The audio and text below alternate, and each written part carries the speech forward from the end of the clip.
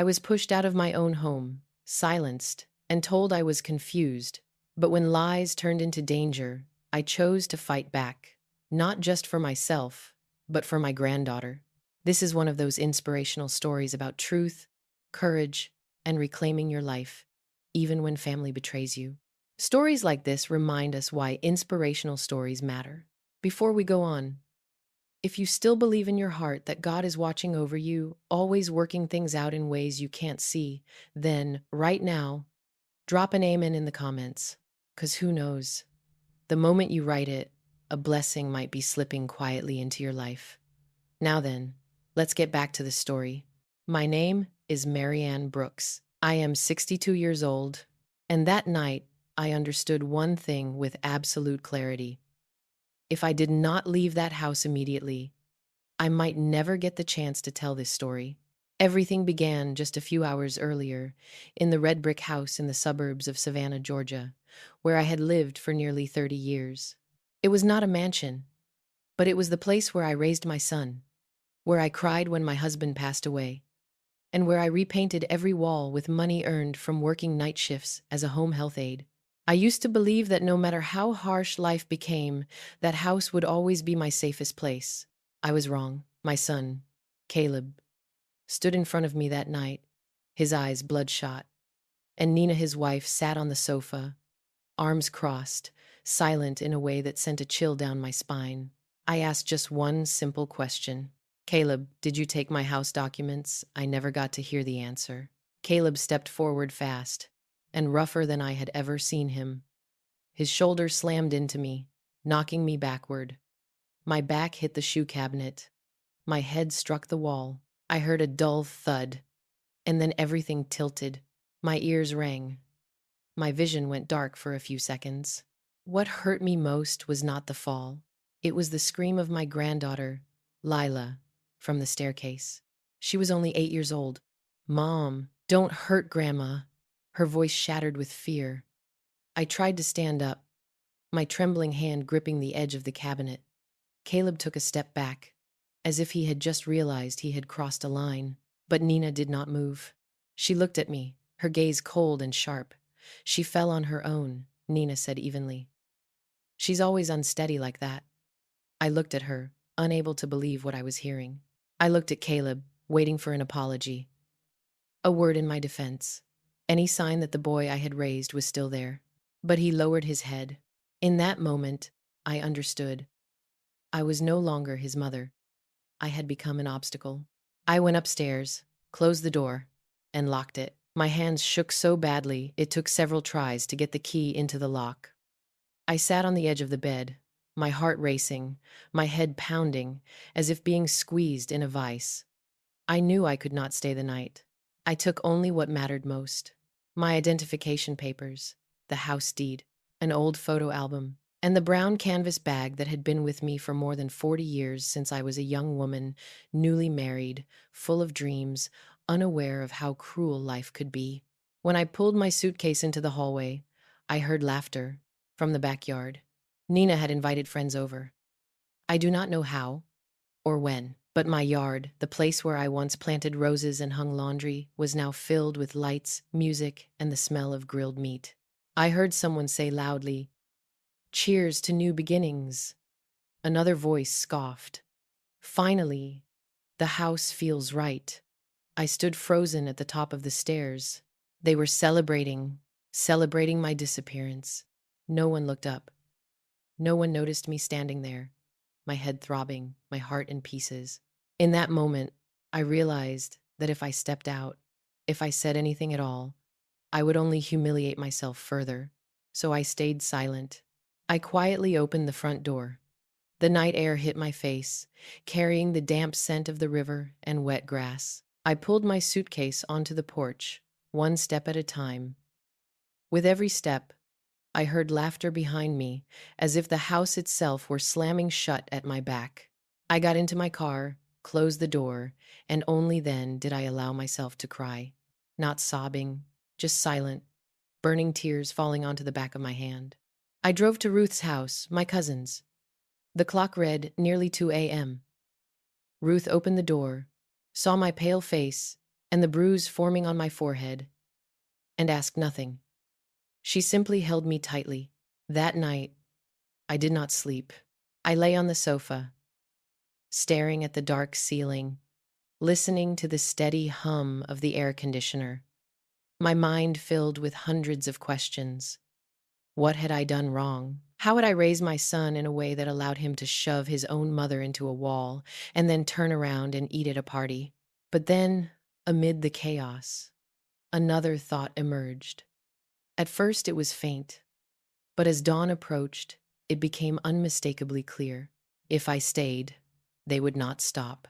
If I stayed silent, they would take it as permission. I remembered the look in Lila's eyes on the staircase, the fear, and I understood. This was no longer just about me. When the sky began to lighten, I sat up. My head still hurt, but my mind felt unusually sharp. I took the papers out of my bag and laid them neatly on the table. I looked at my name on the house deed, Marianne Brooks, sole owner. For the first time in many months, I took a deep breath. I do not know what will happen next. I do not know how I will face my son, but I know one thing for certain. I will not disappear in silence. And that house, that life, will not be taken as easily as they think. The next morning, when the first sunlight crept through the living room curtains at Ruth's house, I could still hear the music and the laughter in my head, like a scratch that refused to heal. My forehead throbbed every time I frowned. But what hurt more than anything was the question that kept looping in my mind. How could a son shove his own mother into a wall, then turn around and celebrate as if a burden had been lifted? Ruth made me a cup of ginger tea. She set it on the table, looked at me for a long moment, then spoke slowly, as if hammering nails into solid wood. Marianne, you need to remember something. That house isn't just four walls, it's your whole life. And no one has the right to turn you into a stranger in your own life. I did not answer right away. I opened my brown canvas bag and laid the stack of documents on the table. Thin pages, black print, red stamps. They looked lifeless. But to me, they were proof of every sleepless night, every extra shift, every time I swallowed my tears because I did not want my child to see his mother break. I placed my hand over the name on the page. Marianne Brooks. My name. The name of the woman who paid for that house, dollar by dollar. I was born in Jackson, Mississippi. My mother worked in a laundry. My father died young. I grew up in sweltering summers, in a place where you learned how to smile while fear sat heavy in your chest. I left Jackson when I was 19, carrying an old suitcase and my mother's words. Don't ask anyone for anything. Stand on your own feet, and you won't have to bow your head. I tried to live that way. I met Derek at a church service. He was gentle, soft-spoken, always smiling. When he proposed, there was no diamond ring, just a thin silver band and a promise that we would build a decent home, a place where our children would not have to listen to doors slamming the way I did growing up. Caleb was born 2 years later. I thought I had beaten life, just because I got to hold a healthy baby in my arms. I worked at a hospital, day shifts and night shifts. Derek drove long-haul trucks. We were not rich, but our small apartment was always clean, always smelled like cornbread, with soft soul music playing every Sunday evening. Then the accident happened, a crash on Interstate 16, a truck losing control, and a phone call whose ringing I still hear in my sleep. Derek was gone that same day. Caleb was 10 years old. He looked at me at the funeral home, eyes red but dry. I remember the way his small hand gripped mine, trembling, and I told myself, from now on, I have to be both mother and father. I threw myself into work like someone swimming against a violent current. I asked for extra shifts, took the hardest patients, worked overnight. There were days I left for work before sunrise and came home after dark, Caleb already asleep. I would kiss his forehead softly so I would not wake him. I lived on coffee and sheer willpower, but I did not want us to just get by. I wanted Caleb to have something that truly belonged to him. not a rental apartment, not a place a landlord could take away just because they felt like raising the rent. So when Caleb was 15, I started saving for a house. I cut everything I could cut: clothes, eating out, vacations. I took extra caregiving jobs on weekends. Many nights I drove home near dawn, my uniform still smelling of disinfectant, my legs aching like they might give out. But every time I opened my banking app and saw the balance grow by a few dozen, a few $100s, I told myself, I am building my son's future. When Caleb started his freshman year of college, I bought the house in Savannah. Not the prettiest one on the block, but it had a backyard big enough to plant things, and a front porch where you could sit and drink tea in the evening. I remember the day I signed the papers, my hands shaking with nerves. The agent handed me the pen and said, "Congratulations." I smiled, but all I could think was, "Derek, I did it." The name on the deed was mine because I understood something about this world. Love is not a substitute for law. I loved my child, but I had learned that fairness is never guaranteed. Caleb used to be proud of that. He would tell his friends, "My mom did that." Every time I heard it, my heart softened. I thought all those hard years had bought me something precious: connection. But Caleb grew up, and his life began to turn in directions I could no longer clearly see. After graduating, Caleb worked as a technician for an air conditioning company. He met Nina at a friend's party. At first, Nina knew exactly how to make people comfortable. She called me Miss Brooks, brought baked goods on holidays, spoke in honey-sweet phrases. "I'm so lucky to have a mother-in-law like you." I believed her. When Caleb said he wanted Nina to move in to save on rent, I agreed. I told myself I had struggled enough. I did not want my child to struggle. I thought they would save for a while, then move out on their own. But small changes began to happen. So small, I tried to pretend they did not matter. First, Derek's old armchair was moved out of the living room because it looked too dated. Then the kitchen cabinets were labeled, as if the house suddenly needed new rules. Then came the quiet comments. "You should rest more. You might be forgetting where you put your keys." I did not want to make trouble. I was used to swallowing things to keep the peace. I friends to Fiverr Live. I will to friend stations and rated off. But looking back now, I understand that was not peace. That was conditioning, training me to accept being pushed aside. Ruth had warned me. She said Nina did not look at me like a mother-in-law, but like an obstacle. I brushed it off. I did not want to believe my own family could become dangerous. That morning at Ruth's house, I replayed all those small moments like a slow-motion film. And the more I remembered, the clearer something became. What happened last night was not spontaneous. It was the result of a calculated sequence of steps. I touched the bruise on my forehead, then looked down at the documents. Ruth sat across from me, silent, letting me finally say what I had been afraid to admit. I took a deep breath. "I'm not only afraid for myself, Ruth," I said. "I'm afraid for Lila. She saw everything. She's learning that people can hurt someone weaker and then deny it like it never happened." Ruth nodded, her expression hardening. "Then you have to stand up," she said, "not just for you. For that child, too." I looked out the window. Outside, Savannah looked clear and peaceful, so calm it almost made me angry. I thought about Caleb, the son who once told the world his mother bought that house with her own hands. And I thought about Nina, the woman who sat on the sofa and coldly said I fell on my own while my granddaughter screamed in fear. Then something else flashed through my mind, sharp as lightning. Why had I asked Caleb about the house papers in the first place? Because before last night, I had noticed the desk drawer in my study had been opened.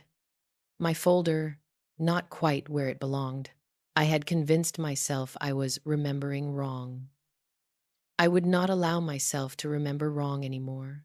I gathered the documents, stacked them neatly, and placed them back in my bag. "Do you know anyone good with legal matters?" I need someone who won't hear this as a family story, but as a case. Ruth looked at me, and for the first time since I arrived, she smiled. But it was not a warm smile. It was the smile of someone who understood a battle was about to begin. Yes, she said. And Marianne, this time, you don't go back there alone. I nodded. The pain was still there, but beneath it, something else was taking shape.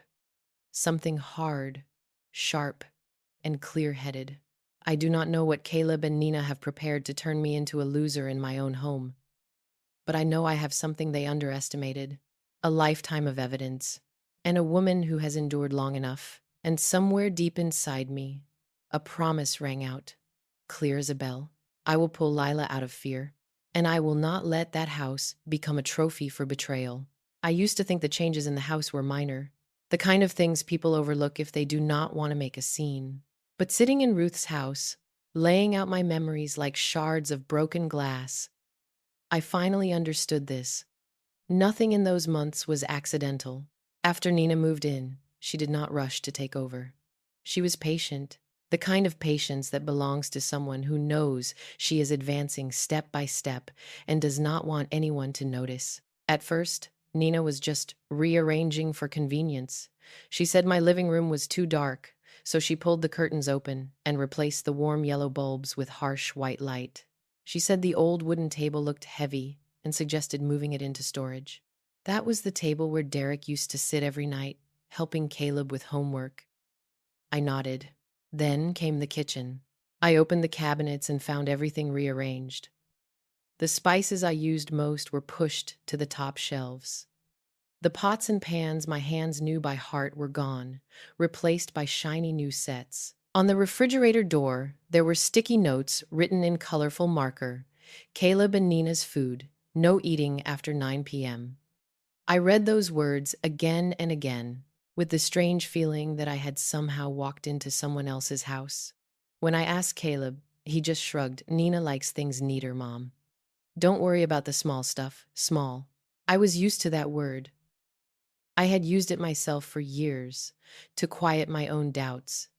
But every time Caleb said it, I felt myself shrink a little, as if the house were closing in around me. The bigger change came one afternoon when I got home late from work. I opened the door to my bedroom, the room I had slept in since the day we moved into the house, and found the bed dismantled.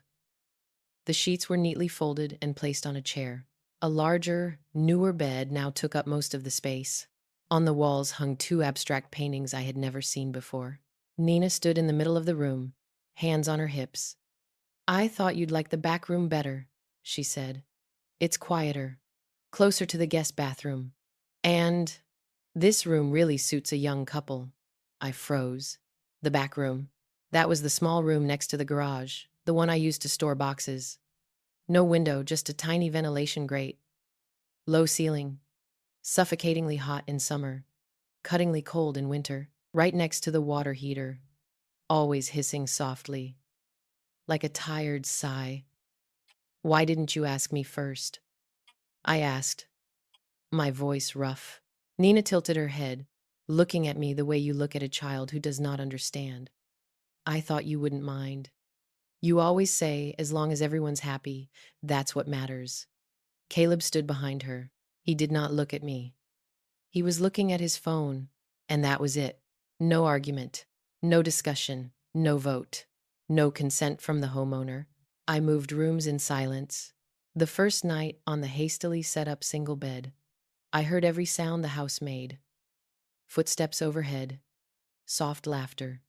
Music turned low, but loud enough to remind me I was not invited. I told myself it was temporary. But temporary stretched on.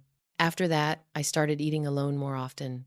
Nina cooked for her little family, leaving my portion in the fridge with a note. Just heat it up.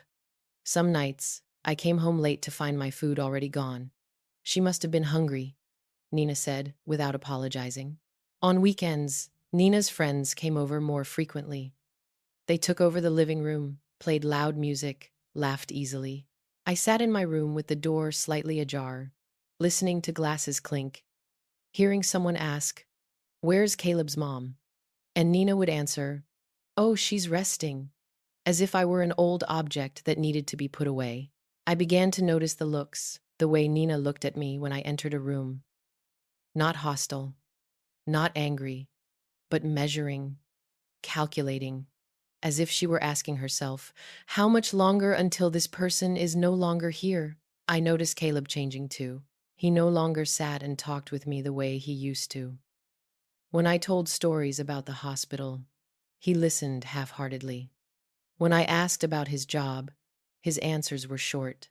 Any decision in the house, he would say, "Let Nina decide." Once I joked, "So where does your mother fit in this house?" Nina laughed.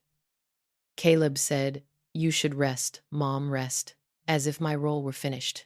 What worried me most was Lila. She used to come into my room, crawl under the covers, and ask me to tell her stories before bed. But little by little, Nina started setting rules. She needs to sleep earlier. She needs her own space. Then one night, Lila stood outside my door, clutching her stuffed bear, whispering, "Mom says I shouldn't go into Grandma's room so much." I bent down and hugged her tightly, my heart tightening in my chest. I did not know what to say that would not make her feel like she was being pushed away. That was when I started to feel afraid. Not afraid of being treated badly, but afraid that I was getting used to it. I began to make myself smaller. I asked before using the kitchen. I asked before turning on the television. I reminded myself not to cause trouble, that everything would eventually be fine. Then one evening, when I opened my desk drawer to get my insurance papers, I realized the folder was not where it should be. Not missing, but disturbed. A few documents shifted, as if someone had gone through them and put them back in a hurry. My heart started racing. I closed the drawer and stood there for a long time. In my mind, the memories began to connect. Nina's looks, the way she asked about paperwork, the way she often said, "These things are so complicated. Why do you even keep them?" That night, I could not sleep. And the next morning, that question led straight to being shoved into the wall, to Lila's scream, to the celebration in the backyard. Sitting in Ruth's house, I realized something chilling. I had been pushed to the margins for so long that they believed I would never fight back. But they were wrong. Because when someone has lost almost everything, their place, their voice, their sense of safety, the only thing left is the instinct to survive. I tightened my grip around the cup of cold tea. In my mind, Nina's steps appeared clearly, like a diagram. Take over space, take over routines, take over decision-making, and then move on to the paperwork. This was not impulsive. This was a plan. And I understood that if I wanted to reclaim my house and protect Lila, I could no longer behave like a mother who only knows how to endure. I had to start acting like a homeowner and like a woman stepping into a fight. We put a whole lot of time and heart into bringing this story to life. If you don't like it, go on and hit that like button. And if you do like it, make sure you subscribe to our channel. Now then, let's get back to the story. There is a kind of harm that leaves no bruises. It does not knock you to the ground, but it makes you wish you could disappear. After I was moved into the small room next to the garage, Nina no longer needed to push me. All she had to do was display me. The parties started happening more often. No notice, no asking. I would come home from work, open the door, and be hit with the smell of alcohol, grilled meat, and loud laughter filling the house. The backyard where I once planted yellow chrysanthemums became a space of string lights, booming speakers, and noisy handshakes. At first, I still went out to greet people. I thought it was basic courtesy. I smiled, nodded, exchanged polite questions, but very quickly, I realized something. No one introduced me as the homeowner.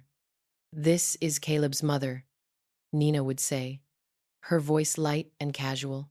Not the homeowner, not Miss Brooks, just. And then, gradually, I stopped being introduced at all. I became a shadow passing through the kitchen, carrying trays of food outside. Once, as I was setting plates on the table, a woman looked at me and asked Nina, "Is she the help?" Nina laughed. She did not correct her. Caleb stood right there. He said nothing. I heard my heart pounding in my ears, but I set the tray down and walked back inside as if nothing had happened. I told myself not to make a scene, but my silence gave them permission to go one step further. From then on, every party came with a role for me. I was the cleaner, the reheater, the one who collected empty glasses. If I moved too slowly, Nina would say loudly enough for others to hear, "Auntie, can you help me for a second?" The way she called me Auntie in front of her friends made me feel like a temporary outsider, someone hired for the evening. Comments that sounded harmless began appearing more often. "You should rest more. At your age, you're not used to crowds, right? Why don't you go upstairs? It's too loud down here." And I obeyed. I retreated to the small room, closed the door, sat on the bed, and listened to the laughter drifting in from the yard. I heard music I used to love, now making my stomach turn. I heard Caleb's voice blending into the crowd, easy, relaxed, and I wondered how long it had been since he had spoken to me like that. Isolation does not arrive loudly. It arrives by making someone stop being mentioned. My neighbors, the ones who used to greet me every morning, now only saw Nina and Caleb hosting parties. I was no longer invited to sit on the front porch for afternoon tea. No one asked how I was doing anymore. When I stepped outside to get the mail, a few people looked at me with uncertainty, as if they were not sure whether I belonged to that house. One afternoon, I heard two people talking by the gate. "I heard Caleb's mom is moving out." "Really? I thought she was just staying there." Staying there.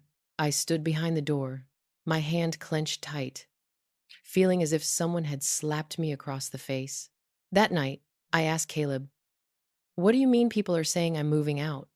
Caleb sighed, as if I were a burden. "It's just rumors, Mom. But if you're uncomfortable, you don't have to stay." I looked at my son for a long time. I wanted to ask, "Do you hear yourself?"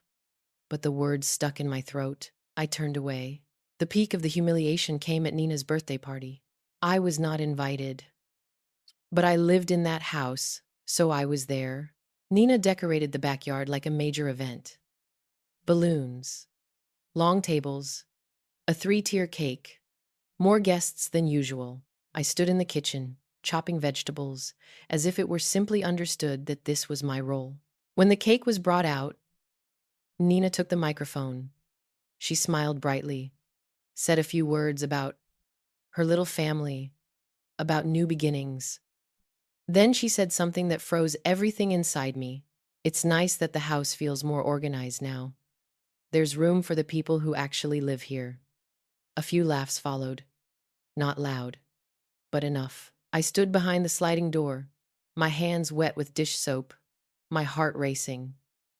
I looked around the kitchen. Everything was spotless, arranged just the way Nina liked it. There was no trace of me left except me. I turned to go back to my room. But as I crossed the yard, Lila saw me. She ran over and wrapped her arms around my legs. "Grandma, aren't you coming out to have cake?" The yard went silent for a second. Nina walked over, placed a hand on the child's shoulder, and gently pulled her away. "Go inside, Lila. Grandma's tired." I bent down to look at my granddaughter. She looked back at me, confused. I smiled, even though my lips were trembling. "I'm fine," I said, "go play." When she turned away, I stood there for a few more seconds. No one looked at me. No one asked me to stay. I went inside, closed my door, and for the first time in a long while, I cried out loud. Not because I was weak, but because I finally understood that I was being erased from my own life. That night, I did not sleep. I stared at the ceiling, listening to the cleanup after the party, the late laughter, and in my mind a truth formed clear and painful. They did not just want the house. They wanted to turn me into someone no one believed, no one defended, no one remembered. A difficult old woman, a troublesome mother, a shadow. But in that moment when I hit the deepest point of isolation, something else rose up. I remembered the years after Derek died, when I stood up on my own. I remembered raising a child alone, buying a house alone, standing against the world alone. I remembered that I had once been far stronger than the version of me Nina was trying to create. And I understood. This public humiliation was not the end. It was preparation. If I did nothing, the next step would come quickly. I got up and opened my desk drawer again. I checked the documents. I took photos. I made notes. I began to observe instead of endure, because I knew this much. When someone is pushed out of their own community, they either disappear or they come back with evidence in their hands. And I had decided I was not going to disappear. I started documenting everything after Nina's birthday party. Not because I enjoy suspecting people, but because I understood something.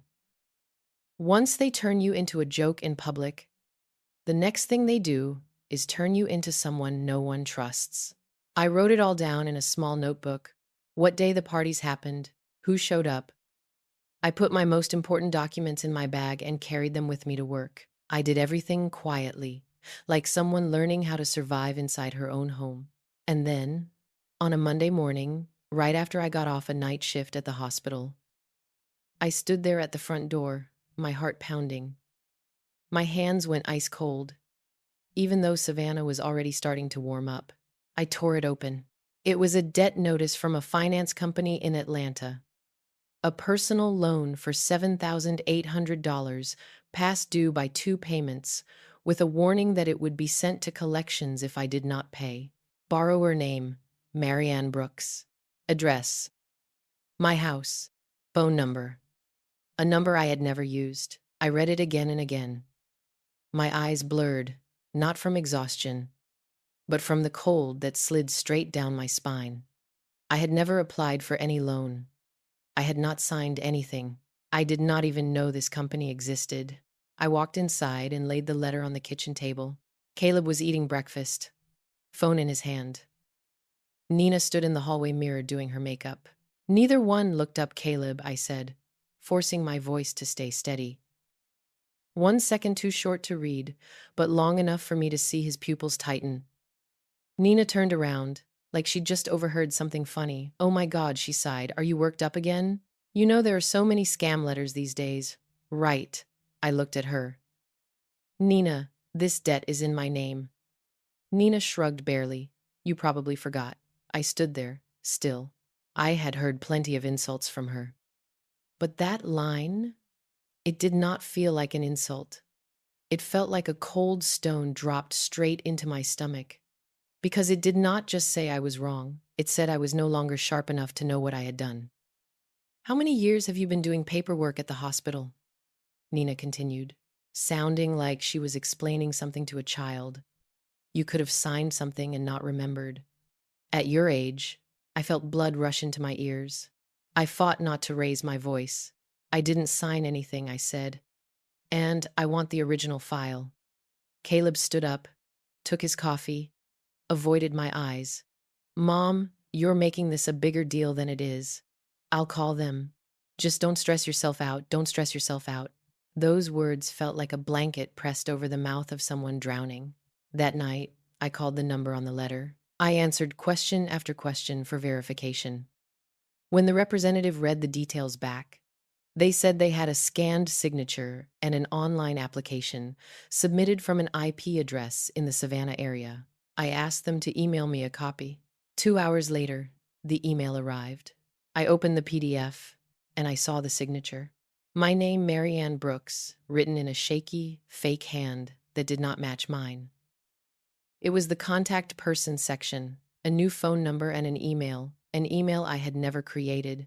It felt like someone had slipped into my head, taken my identity, and worn it like a coat. I locked my bedroom door, sat on the edge of the bed, and breathed in short bursts. Outside, the house stayed noisy. Nina was laughing on the phone. Caleb had the TV on, and I was holding a piece of paper that could ruin my life. I thought about Lila. If I got labeled confused, who would believe me? Who would protect that child when she told the truth? The next morning, I did not confront them right away. I watched, and I started noticing smaller things. A bank envelope ripped open and stuffed into the trash. One time I came home early and saw Nina holding my phone. She jumped when she saw me, then smiled. I was just looking for Ruth's number so I could invite her to dinner. I did not believe her, but I did not react. I went to work like normal. But inside my head, one question kept building. What else have they done besides this debt? On my lunch break, I pulled up my credit report online. My hands shook so hard I had to enter my password 3 times. The list that appeared made me stop breathing. It was not just one loan. There was a furniture store credit card I had never opened. A request to increase the limit from 2 months earlier. Even a account recovery email address I had never registered. I sat in the hospital break room under pale fluorescent lights. Around me, people laughed, ate lunch, talked about shifts, and I felt like I was falling into a deep hole with no bottom. That night, I confronted them. I placed the printed credit report on the dining table. Caleb and Nina were looking at their phones. Lila was drawing in the corner of the living room. Explain, I said. Nina looked at the papers, then laughed. She laughed like I had just told a joke. Where did you print all this nonsense from? She asked. You know those sites are wrong all the time. Right. I looked at Caleb. Caleb, look at it. You know your mother didn't open these accounts. Caleb picked up the paper. I saw his hand tremble slightly. He skimmed it fast, then set it down. Mom, are you sure? He asked quietly. I went cold. One question. But it hit like a hammer. Not who did it, not let me check, but are you sure? Nina stepped closer, her voice suddenly soft in a way that felt dangerous. Marianne, she said, and for the first time, she used my name. I'm genuinely worried about you. You forget things sometimes. You left the stove on once. You lost your keys. I remembered those moments. Yes, I had forgotten things. Who hasn't? I work nights. I'm tired. I'm older. But I am not stupid. Nina turned to Caleb, still speaking sweet as syrup. You see? I told you. Maybe she needs to get checked. A lot of people at her age start showing signs. I heard Lila's pencil stop. My granddaughter looked up, looked at me, then looked at her mother. And in that little face, I saw something old and familiar, the fear that truth can be crushed by adults. I braced my hand on the table, steadying myself. The anger in me did not flare like fire. It rose like electricity, bright, cold, and numbing. Don't, I said. One word. Nina paused, then tilted her head and smiled again. Don't what? Don't turn me into a crazy woman. I said, my voice low and firm enough to surprise even me. Don't tell my granddaughter I'm not in my right mind. Don't use my age to cover what you've done. Caleb shot up from his chair. Mom, what are you saying? Are you accusing me? I looked straight into my son's eyes for the first time in months. No, I said. I'm saying this house, this life, this identity, someone is taking it. And if you won't stand with the truth, then you're standing with the person taking it. Nina's expression shifted. Her face went cold. She's losing control, Nina said. Caleb, do you hear her? She needs help, I heard Lila whimper. And in that exact moment, I understood their gaslighting had reached its final stage. They did not just want me quiet. They wanted every word I said to become proof that I wasn't well. If I reacted too strongly, they would call me crazy. If I cried, they would call me weak. If I stayed silent, they would win. I turned to Lila. Go upstairs, baby, I said gently. Grandma's going to be okay. She hesitated, then ran up the stairs. When her footsteps disappeared, I stood up. I gathered all the papers and held them tight. Tomorrow, I said, looking at both Caleb and Nina, I'm meeting with a lawyer. I'm reporting fraud, and I'm taking control of my life back. Nina laughed, but it was not light anymore. What can you do? she asked. Who's going to believe you? What proof do you have? You're just a tired old woman. I leaned in close and spoke low enough that only she could hear. This tired old woman bought that house. And this tired old woman started documenting everything a long time ago. Nina froze, just for 1 second. But for me, I turned away, walked back to my room, and locked the door. I picked up my phone and called Ruth. Her voice came through right away. Marianne, I looked at the stack of papers on the bed, the bruise fading on my forehead, and I felt my heart shifting from pain to steel. Ruth, I said, I'm ready. Tomorrow, I need you to come with me.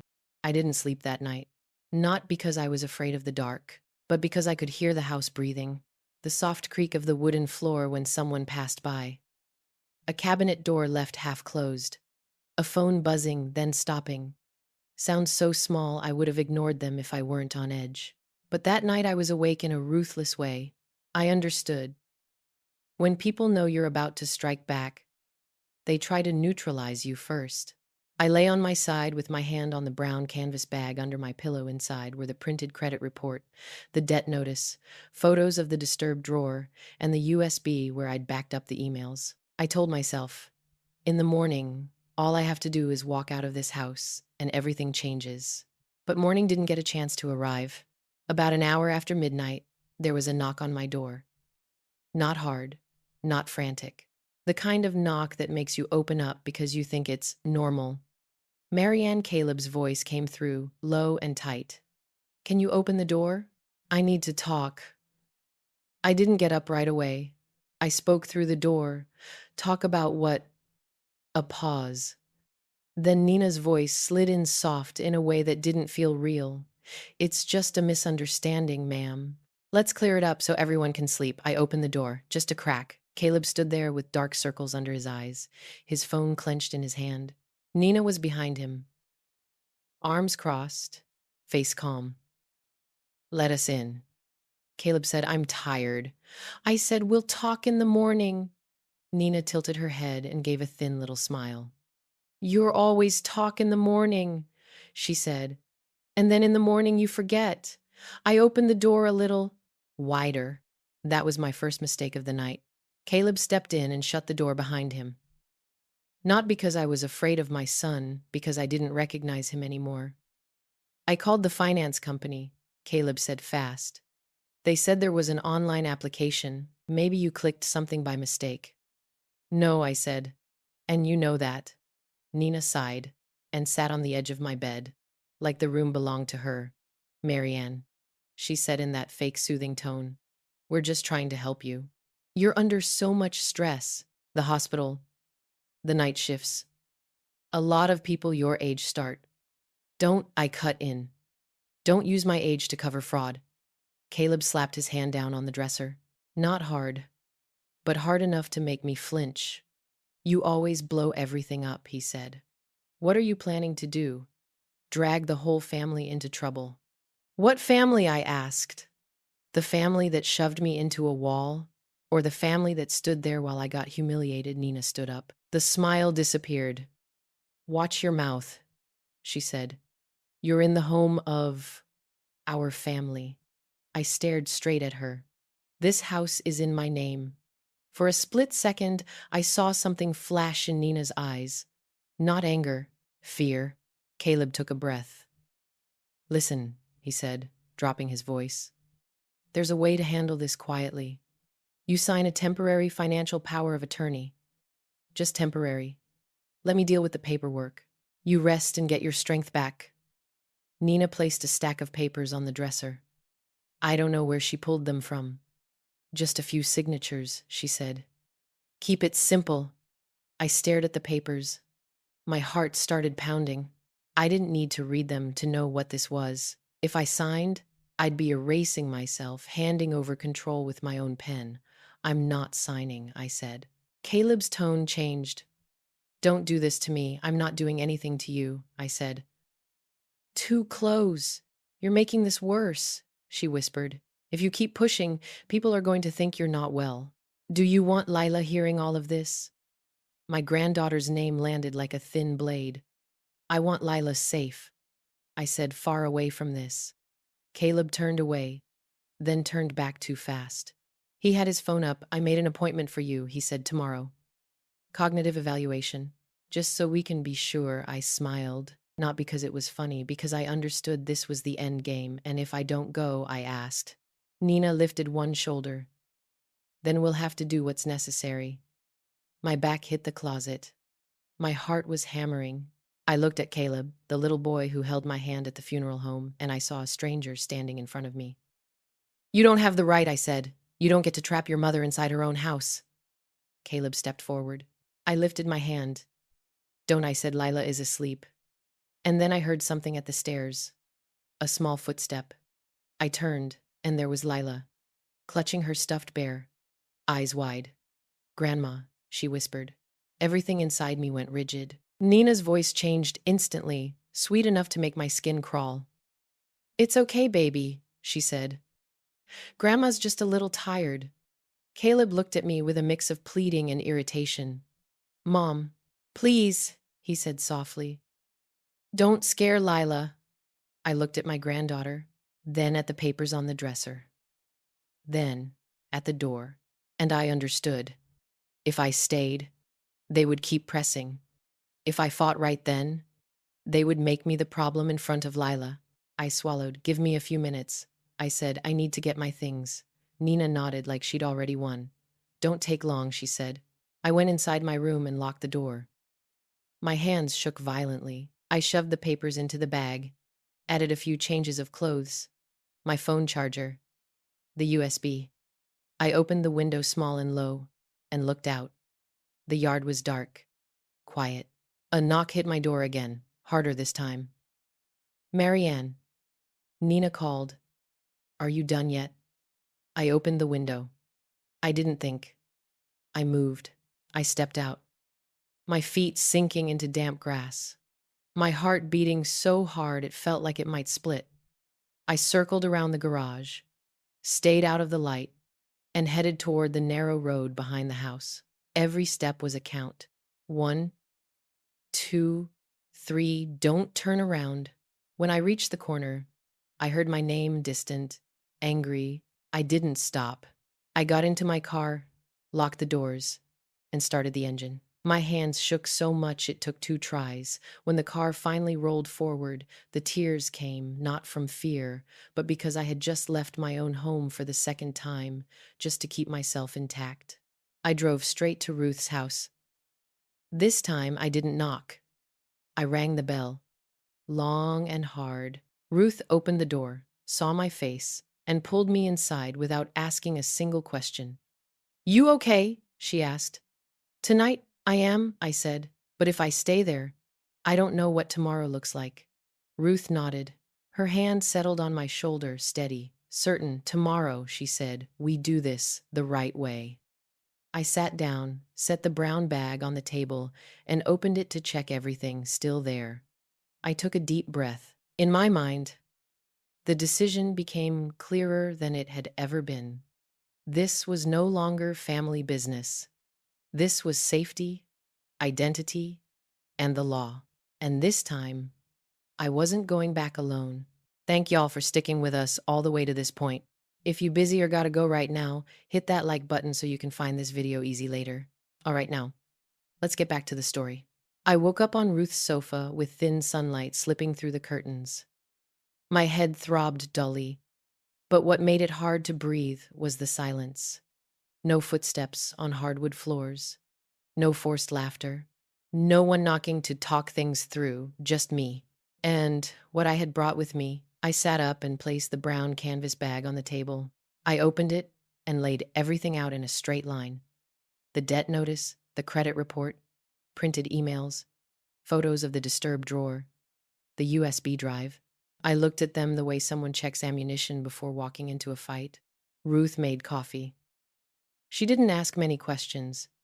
She just said, we take this one step at a time. The first step was a lawyer. Ruth introduced me to Angela Morris, a civil attorney in downtown Savannah. Her office was in an old building, narrow stairs, the smell of paper and polished wood. Angela was a black woman in her early 40s, With a low voice and sharp, attentive eyes, she didn't interrupt while I spoke. She just took notes. I told her everything. From the moment Nina moved in, the bedroom taken from me, the parties, the debt, the power of attorney papers placed on my dresser after midnight, and finally, the night I climbed out the window. When I finished, Angela set her pen down. "Miss Brooks," she said, "this isn't a family disagreement. This is trespass, identity fraud, and coercive behavior." I clenched my hands. Just hearing it called by its proper name was enough to straighten my spine. "Can we do anything?" I asked. "They're in my house."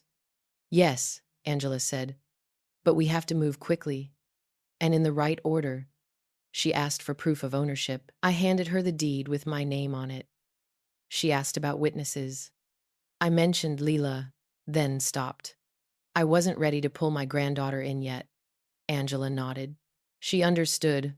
"We'll start with an emergency protective order," she said, "and we freeze your credit today." She opened her laptop and began drafting. I signed. My hand shook, but my signature was mine. No fake tremor, no uneven lines. The next step was direct evidence. "Do you have anything showing they believed the house was theirs?" Angela asked. I thought about the parties, the comments, and then I remembered something small I'd overlooked before. Nina liked to show off. She exaggerated things, like she needed public confirmation. Ruth looked at me. "I remember Nina's birthday," she said. "She was filming everything. Live streaming, too." My heart picked up speed. I pulled out my phone and searched. There it was. A public video from the backyard. Nina holding a drink, smiling at the camera, saying, "Everything's finally settled. This house, it's ours now." Angela watched the video twice. Then she smiled. Not with joy, but with certainty. "We'll need the original," she said. "And the timestamp." I didn't go home. I didn't call Caleb. I followed the plan. We sent a data preservation request to the social media platform. We froze my credit. I changed every password from Angela's office on her computer, not using Ruth's Wi-Fi. I set up two-factor authentication. I created a new email account used only for legal matters. Each small step made it easier to breathe.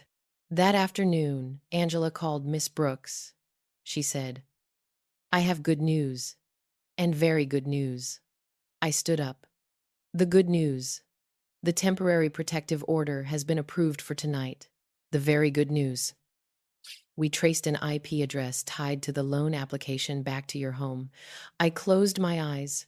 Not from exhaustion, but from clarity. "What's next?" I asked. "Next," Angela said. "We enforce." We decided not to give notice. I didn't want evidence destroyed. I didn't want rehearsed stories. I wanted the truth to show up in daylight. Local police were notified. Angela requested a court representative. The time was set. Early the next morning. That night, I didn't sleep. But this time, it wasn't fear. I sat at Ruth's dining table and made a list. What was still in my house, what I would say. And on the last line, underlined twice, no arguing, no explaining, just documents. Morning came fast. We met at the end of my street. A police car was parked a short distance from the gate.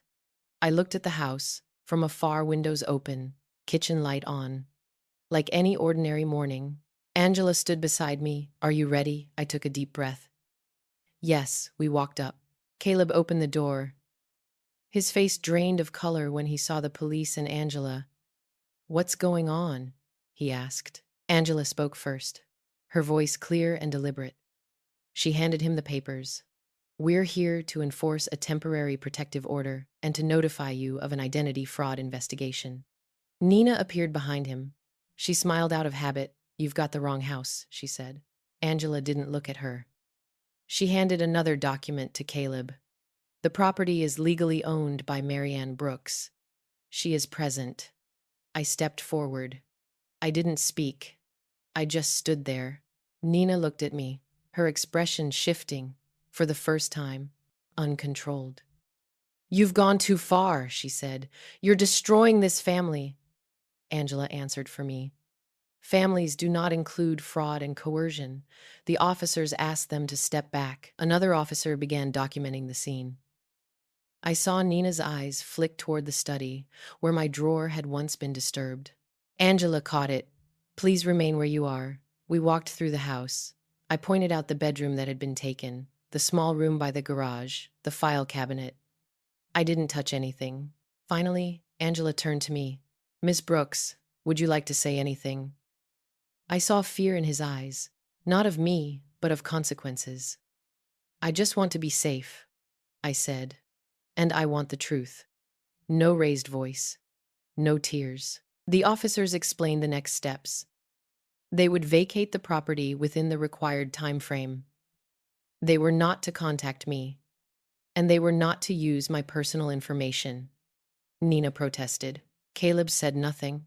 When they signed the paperwork, Nina's hand shook. I stood in the doorway and looked at the backyard, the place that had once been full of string lights and laughter. Now it was quiet. Angela leaned toward me. "You did the right thing." I nodded. Inside me was a strange feeling, lightness, but I knew this wasn't the end. It was a turning point, because when people are exposed under the law, they either retreat or they take a reckless swing, and I needed to be ready for both. I used to think justice would arrive like a piece of paper signed, filed away, and forgotten, quiet, dry, invisible. But that morning, justice came another way, loud, cold, and public. Angela warned me the day before. "You need to brace yourself. When power gets taken back, people tend to react badly." I braced myself. I really thought I had, but nothing prepares you for standing in front of your own house, hearing other people arguing in your own yard, and having to remind yourself, "I'm not here to argue. I'm here to end this." The temporary protective order had been served to Caleb yesterday. But Nina, just like Angela predicted, didn't treat that as the finish line. She treated it like a challenge. Early the next morning, while I was at Ruth's house, checking my paperwork again, my phone buzzed. A text from my neighbor across the street, Mrs. Delaney. "Marianne, something's going on at your place. I see a truck. They're carrying stuff out into the yard." I shot up, my heart clenched like a fist. Angela was right. They were going to react. And their reaction was this: clear out anything that could become evidence. Or worse, grab more before they were forced to leave. Ruth looked at me, her face drained. "You're not going alone." "No," I said. "We're calling Angela." 15 minutes later, I was in Ruth's car, with Angela in the front seat, phone pressed tight to her ear. Her voice was quick, clipped like someone who lives in situations that slip out of control. When we turned onto my street, I saw it immediately. A rented moving truck parked in my yard. The garage door was wide open. Two men were carrying cardboard boxes out. And just like I feared, the neighborhood was awake now. A few neighbors stood on their porches, one holding a coffee mug, one holding a dog.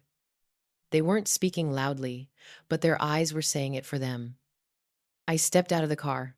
The morning air was cold. Wet grass, gas fumes from the truck, and the sharp smell of dread in my chest. Angela moved first. Ruth stayed beside me, her hand lightly on my elbow like a brace. Nina stood in the middle of the yard, hair in a tight bun, wearing a track jacket like she was running a project. When she saw me, she curled her mouth. "Oh, you're back," Nina said, loud enough for the whole street to hear. "You can't stand seeing this house run without you, can you?" I didn't answer. I stared at the front door. But Angela lifted her hand, signaling me to stay back. Any movement of property, while the order is in effect, can be treated as interference. Nina laughed. "Interference with what?" "I'm just moving my things." "This house is legally owned by Marianne Brooks," Angela cut in, "and she is here." Nina turned toward Caleb. He stood on the front steps, looking exhausted, eyes sliding away from mine. A colder kind of disappointment, Caleb, I said, the first words I'd spoken that morning. You know where this leads. He opened his mouth, but Nina spoke first. Don't listen to her. Nina snapped at him. She's trying to control you with guilt. That's what she's best at, I almost laughed. If anyone was controlling anyone out here, it wasn't me. A police siren sounded at the end of the street. One cruiser, then another. Two officers stepped out. At the same time, a man in a dark jacket court enforcement arrived with them. The air shifted instantly. Neighbors stood straighter. The officer asked for the documents. Angela handed them over. The enforcement officer read the order aloud, his voice clear, effective immediately. The named individuals must vacate the property within the stated time frame and may not approach the property owner. Nina let out a loud laugh, metallic. Sharp. You're going to put me out on the street, she shouted. I have a child here, Lila. My chest tightened at her name. I looked through the glass toward the staircase. I prayed the baby didn't see any of this. The officer said, we will ensure the child's safety, but you have to comply with the order. Nina turned back to me, eyes burning. This is what you want, Marian, she demanded. You want to humiliate your son in front of the whole neighborhood. I inhaled slowly. I used to fear that. Being stared at, being talked about, people saying, she raised a son like that. Then I thought about the night I climbed out the window. The debt letter. The power of attorney trap laid out after midnight. And I understood. The real shame is silence that lets them keep going. I want to be safe, I said, my voice low, and I want the truth. If you feel humiliated, you should ask yourself what you did to end up standing here. Silence dropped over the yard, and right then, I heard small footsteps. Lila stood on the stairs inside the house, looking out through the glass. She was clutching her stuffed bear, eyes wide. I saw her lips move like she wanted to call my name. Nina's voice flipped instantly sweet again. Go back inside, she told her. Grandma's making everything messy. I couldn't take it. I'm not making a mess, I said, looking straight at Lila. I'm fixing what's wrong. Lila looked at me, then at her mother. I saw her tremble. And then, something that made my throat close, she stepped down one stair and said, small but clear in the quiet, Grandma didn't fall. It wasn't a scream. It was truth. A child's truth, unpolished, uncalculated, and it hit the air like a stone. Caleb went still. Nina snapped her head around. Leela! Nina barked, stop talking. The officer glanced at Angela. Angela looked at me. Ruth squeezed my hand tighter. I didn't cry. I couldn't. I just looked at Lila with everything I had in my eyes, hoping she understood. I hear you. I believe you. The enforcement officer continued, voice steady. Proceed. Time starts now. Nina started yelling. She called me cruel. She accused me of bias. She said I was using police to bully her. She threw out every word she could to stir the neighbors. But the strange thing was, the more she spoke, the more she exposed herself. A couple neighbors looked at each other. Someone frowned. Someone turned away, like they couldn't listen anymore. Caleb finally stepped off the porch, slow as a defeated man. Fine, he said, not looking at anyone. We'll go. Nina stared at him like she couldn't believe it. Are you crazy? Caleb didn't answer. He went inside and started gathering things. Nina stood frozen for a beat, then followed, still muttering and cursing. I stayed in the yard and watched the front door swing open and shut. Boxes carried out, furniture shifting, Nina shouting. And through all that noise, I heard something else. An ending. When the moving truck finally shut its doors, Nina stepped out, her face pale. She looked at me one last time, eyes full of hate. You're going to regret this, she said. I didn't respond. I watched her leave. I watched Caleb follow behind her like a shadow. And for the first time in months, the air in my yard felt lighter. After they drove off, One of the officers asked if I wanted to go inside right away. I nodded. My legs felt soft, stepping over the threshold. The house was quiet. Nina's perfume still clung to the air. Strange footprints marked the rug. But it was still my house. Lila stood at the bottom of the stairs. She ran down, without asking permission from anyone, and threw her arms around me. "Grandma," she sobbed. I was scared. I wrapped her up and pressed my cheek into her hair. "I know," I whispered, "and I'm here now." And right then, I understood. This doesn't end with court papers or filed documents. It ends when that child no longer has to be afraid in her own home. And I was going to finish it. That first evening after they left, I didn't turn on the lights right away. I stood in the living room, the place where forced laughter used to echo, and let the darkness hold me. Not because I was afraid, but because I needed to hear the silence. A silence that wasn't trampled on, not twisted to please anyone. The house smelled unfamiliar. Heavy perfume, clinging to the curtains. Cardboard. The metallic scent of furniture dragged across the floor. I opened the windows and let the Savannah air move through river damp, fresh grass after rain. I let the wind do its work. Ruth stayed with me that night. She didn't say much. She helped me change the sheets, gather the small things, then left when she saw I was steady again. At the door, she turned back and said softly, "Tomorrow will be different." I believed her. The next morning, I woke early. I made coffee. I didn't rush. I walked through the house like someone taking inventory after a storm. The main bedroom felt emptier than I remembered. The small room by the garage still had the single bed. I decided to change it back.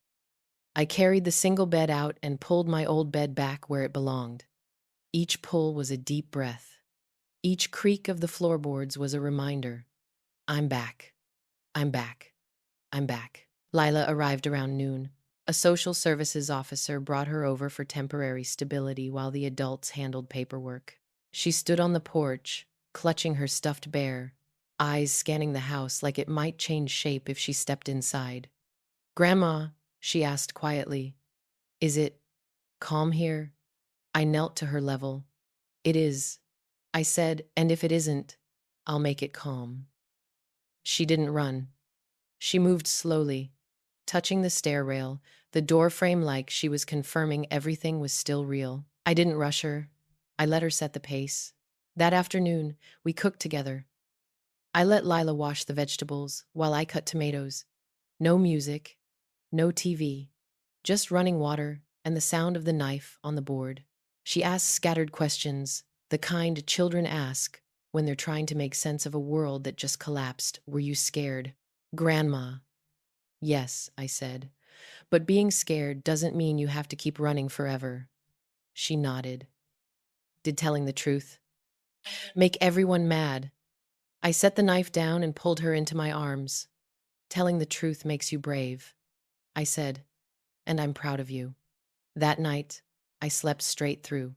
No dreams, no jolting awake. When I woke, I noticed something small but important. My shoulders weren't tense anymore. In the days that followed, the house began to change slowly. I painted the living room a warmer color. I hung Derek's photo back where it used to be. I planted 2 new pots by the porch. Each small task was a period at the end of a chapter. The legal work continued, emails, calls, appointments. But I didn't let it take up all the space in my head. I followed Angela's advice. Let the law do its job. You live. One afternoon, while organizing the file cabinet, I found an old envelope. Inside was a note Derek had written years ago. His handwriting leaned a little, the ink faded. "If one day you feel yourself getting smaller, remember, this house was built with your truth." I sat on the floor, back against the cabinet, and cried. Not from pain, from relief. I know there will be hard days. There will be nights when Lila startles at a noise. There will be times I see Caleb in my dreams, not with anger, but with an old, tired sadness. But I also know this. Healing isn't forgetting. Healing is putting memory back where it belongs. The following week, I took Lila into the backyard. We took down the old string lights. I didn't throw them away. I rolled them up and put them in a box. I wanted to keep them as a reminder that light can be misused, but light is still light. Then we planted a young tree by the fence. "What kind of tree is it?" Grandma Lila asked. "A tree that will grow," I said, "like you." She laughed, really laughed. For the first time since everything happened. Late in the afternoon, as the sun tilted low, I sat on the steps and watched her draw with sidewalk chalk. A soft breeze, the house breathing evenly. And I realized endings don't come with applause. They come when an ordinary rhythm of life is finally returned. Before closing, there's something I want to say, not just for myself. If you're hearing this story and you recognize a part of yourself in it, the feeling of being pushed aside, being told you're remembering it wrong, you're too sensitive, you're getting old, pause for a second. Ask yourself, who benefits when you stay quiet? Because truth doesn't disappear when it's denied. It just waits for someone tired enough to stop being afraid. That night, after Lila was asleep, I stood in front of the mirror. I saw the wrinkles, I saw the dark circles, and I saw a woman who walked through a long night without losing herself. I turned off the light, but before leaving the room, I looked back at the house one more time. I placed my hand on the doorframe like a quiet promise. If anyone asks me what I lost to keep everything, I'll say this: I lost my silence, and it was worth the price. There are wounds that don't live on the skin, they live where someone makes you doubt your own memory. If you've ever been told it's all in your head, remember this: your feelings are data, and data doesn't lie. If this story touched you, leave a comment, even just one sentence, or a single number so I know you're here. Tap like if you want stories like this told more often, and follow the channel to hear more stories. Stories where the truth finally gets called by its real name.